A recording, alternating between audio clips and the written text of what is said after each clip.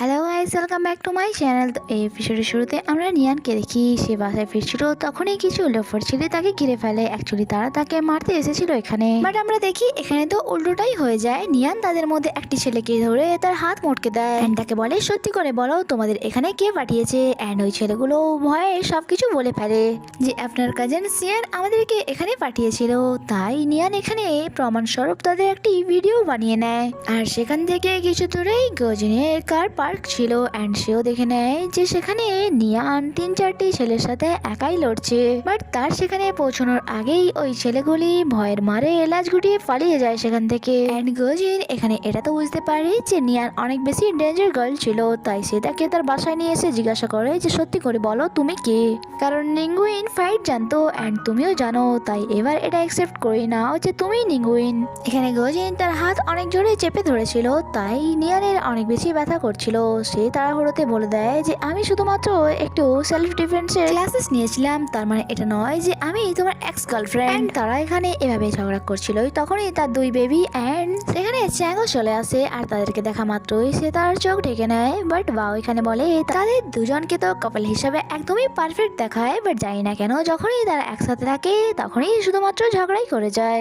তাই নিয়ান গজিনের হাত ছেড়ে দেয়। বাট জিং বলে যে গ্র্যান্ডপা একদমই ঠিকই বলেছিল, যদি তোমাদেরকে একসাথে ছেড়ে দেওয়া হয় তাহলে তোমরা তো একে অপরকে মেরেই ফেলবে। তাই মনে হচ্ছে এবার আমাদেরকেই কিছু করতে হবে। অন্যদিকে শিয়ান জানতে পেরে গিয়েছিল যে তার পাঠানো লোকেরা তো উল্টে নিয়ানের হাতে মার খেয়ে ল্যাচ গুটিয়ে পালিয়ে এসেছিল, যা শুনে সে অনেক বেশি রেগে গিয়েছিল অ্যান্ড গুন্ডাদের বলছিল যদি তোমরা তাকে মারতে নাই পারো তাহলে আমার টাকা ফিরিয়ে দিও, আমি তাকে নিজেই শেষ করে ফেলবো। এরপর নেক্সট ডে সাহসী নিয়ানকে ড্রিঙ্কে ইনভাইট করে অ্যান্ড সে যখন এখানে আসে সাহসী বলে যে অ্যাকচুয়ালি তোমার সাথে আমার কিছু ইম্পর্টেন্ট কথা আছে, আমি চাই তুমি গজিনের থেকে একটু দূরে থাকো, তার কারণ তুমি তার এক্সের মতো দেখতে।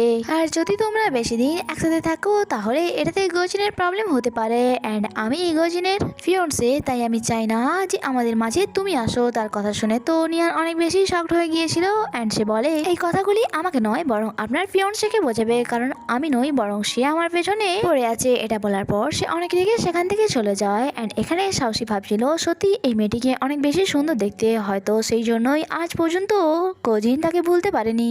নেক্সট সিনে আমাদেরকে দেখানো হয় নিয়ান তার বেবিদের নিয়ে শোরুমে এসেছিল কার পারচেস করার জন্য, তখনই সেখানে শিয়ান অ্যান্ড তার মম চলে আসে। শিয়ান তো নিয়ানকে দেখা মাত্রই তাকে কথা শোনানো শুরু করে দেয় যে তুমি আমাদের গ্র্যান্ডপার সমস্ত প্রপার্টি এইসব ফালতু জিনিসে খরচ করছো।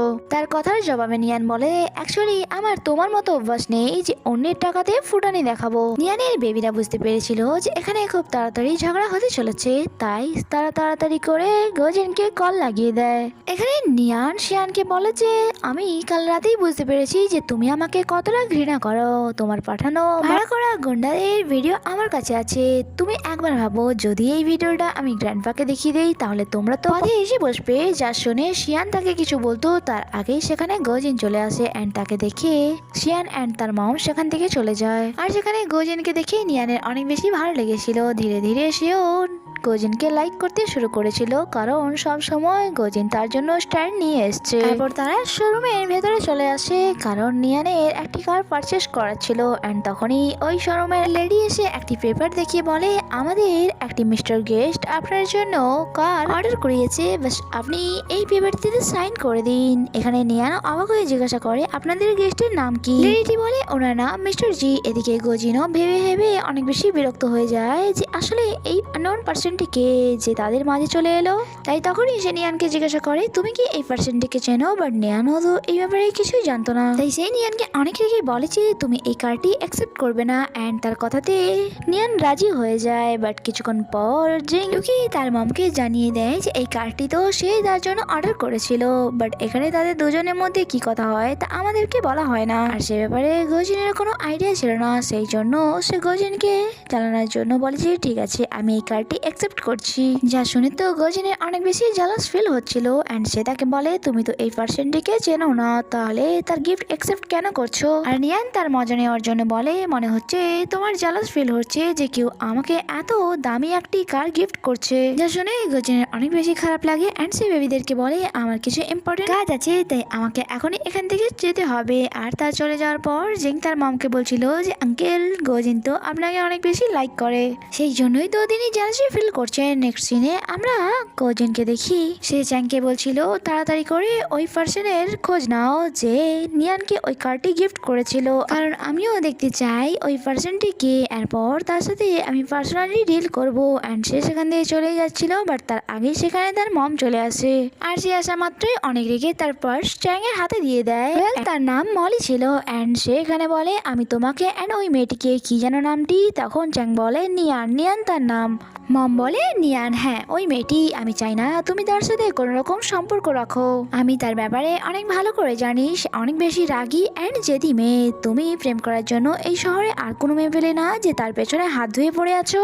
যা শুনে গজিন বলে মম আপনি হয়তো এই জন্যে নিয়ানকে পছন্দ করেন না, কারণ ফিউচারে তার ওপর আপনি হুকুম চালাতে পারবেন না। আর এটা শোনার পর তো মম কান্নাই শুরু করে দেয়। অ্যান্ড গজিনকে ইমোশনালি ব্ল্যাকমেল করে বলে যে যদি আজ তোমার ড্যাড বেঁচে থাকতো তাহলে এটা জানার পর তো তোমার ড্যাডের মনে ভেঙে যেত যে তার ছেলের কাছে তার মমের কতটা ইম্পর্টেন্ট। তোমার এই বুড়িমা শুধু এটাই চায় যে তুমি কোনো ভালো মেয়েকে বিয়ে করে সেটেল হয়ে যাও, বাট তুমি তো আমার কথা শুনবে না। গজিন বলে মম আমি জানি তুমি অ্যাক্টিং করছো, তাই এইসব অ্যাক্টিং ছেড়ে বাইরে এসো। আর যা শুনে মমও তার অ্যাক্টিং বন্ধ করে দেয়। আর সে বলে ঠিক আছে আমি আর কোনো রকম নাটক করব না, বাট তার জন্য তোমাকে আমার একটি কথা মানতে হবে। যা শুনে গজিন বলে ঠিক আছে বলুন আমি আপনার জন্য কি করতে পারি। মম বলে তোমাকে ব্লাইন্ড ডেটে যেতে হবে। যা শুনে তো গজিন সাফ সাফ মানা করে দেয়, বাট মলি তো তার ছেলের কোনো রকম কথাই শুনতে রাজি ছিল না। অ্যান্ড সে জেদ করে বলে এই মেয়েটিকে একদমই ওই মেয়েটির মতো দেখতে যে আমার ছেলের জীবনে 7 বছর নষ্ট করেছে। 7 বছর আগে তোমাকে ঠকানো হয়েছিল, অ্যান্ড আমি চাই না এবারেও তুমি ধোকা খাও। আর তখনই গজিনের কাছে বাওয়ের মেসেজ আসে, যে তাকে জানায় আঙ্কেল আজ আমার মম ব্লাইন্ড ডেটে যাচ্ছে, তাই গ্র্যান্ডমা আমাকে বললো এই খবরটি আপনাকে জানিয়ে দেওয়ার জন্য, তাই আপনিও ডেটে চলে যান, নয়তো মমকে কোনো ব্যাড আঙ্কেল আপনার থেকে ছিনিয়ে নেবে। আর এটা দেখার পর তো গজিন তার মমকে বলে ঠিক আছে আমি আপনার কথা মতো ব্লাইন্ড ডেটে যাওয়ার জন্য রাজি আছি। যা শুনে তো মলি অনেক বেশি হ্যাপি হয়ে যায় অ্যান্ড একটু টাইম ওয়েস্ট না করে তাকে ডেটে যাওয়ার জন্য বলে দেয়। এরপর সে তাকে ফলো করে, যখন কি চ্যাং তো বুঝতে পারছিল না যে বস ডেটে যাওয়ার জন্য রাজি কি করে হয়ে গেল, তাই সেও গজিনের পিছু নেয়।